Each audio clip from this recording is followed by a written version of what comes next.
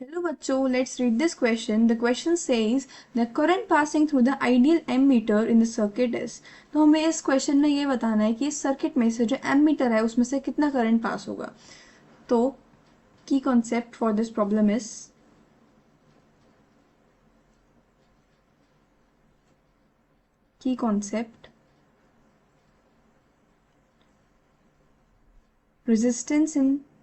resistance combination.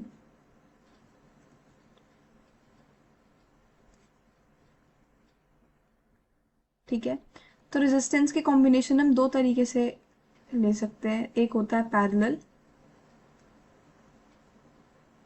Parallel combination and दूसरा होता है हमारा सीरीज कॉम्बिनेशन. तो जो पैरेलल कॉम्बिनेशन होता है उसके लिए जब हम आर इक्विवेलेंट निकालते हैं तो वो आता है 1 by R equivalent is equals to 1 by R one plus 1 by R to.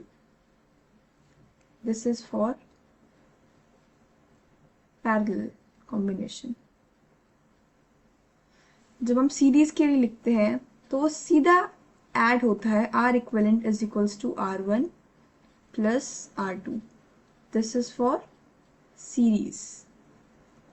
ठीक है, तो मेन कॉन्सेप्ट हमारा यही था इस प्रॉब्लम के लिए. तो अब प्रॉब्लम को आगे डिस्कस करते हैं फर्दर. सबसे पहले हम सर्किट बनाते हैं.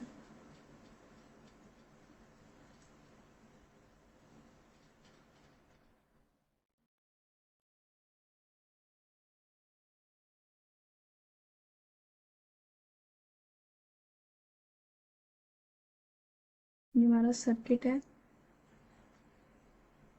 जो हमें क्वेश्चन में गिवन है. यहाँ पे हमारा एमीटर लगा हुआ है जो कि मेजर करता है करंट को. यहाँ पे हमारा 2 ओम का रेजिस्टेंस है, ये भी 2 ओम का रेजिस्टेंस है. This is also 2 ohm resistance. This is 4 ohm resistance. ये 4 वोल्ट की बैटरी है जिसका इंटरनल रेजिस्टेंस 1 ओम है. करंट इस डायरेक्शन में हमारा फ्लो हो रहा है.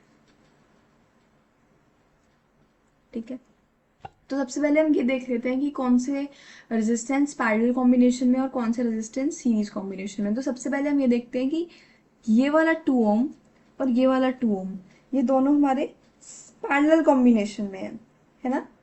तो फिर सबसे पहले हम इनका आर इक्विवेलेंट निकाल लेते हैं इन दोनों 2 और 2 वालों का. तो that will come out to be 1 upon R equivalent is equals to 1 by r1, that is 1 by 2, 1 by r2, r2 is 1 by 2 again. तो यहाँ से हमारा r इक्विवेलेंट आता है 1 ओम. ठीक है, तो हम इसको फर्दर सिंप्लीफाई करके लिख लेते हैं ताकि और कॉम्प्लिकेटेड ना बने. तो यहाँ पे हमारी बैटरी है which is of 4 volt and 1 ampere 1 ohm resistance. यहाँ पे हमारा एक 2 ओम रेजिस्टेंस है. इसके आगे पैरेलल में 2 और 2 ओम का रेजिस्टेंस थे जिनका हमने आर इक्विवेलेंट निकाला तो वो आ गया हमारा 1 ओम. तो 1 ओम को यहाँ पे लिख लेते हैं. नीचे हमारा एक 4 ओम का रेजिस्टेंस था और यहाँ पे हमारा एमीटर है. करंट की डायरेक्शन हमारी ये थी.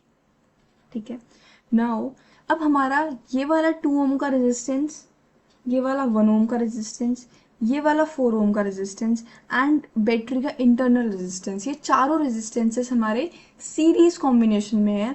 तो इनका आर इक्विवेलेंट आएगा हमारे पास 1 ohm plus 2 ohm plus 1 ohm plus 4 ओम.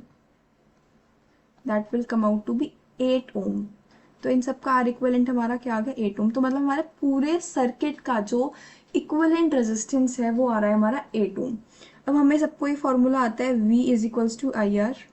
बस हम इसमें से यहाँ से करंट की वैल्यू निकाल सकते हैं. कैसे निकाल सकते हैं? I is equals to V by R. Voltage battery की कितनी है 4 वोल्ट और टोटल इक्विवेलेंट रेजिस्टेंस कितना है हमारा 8 ओम.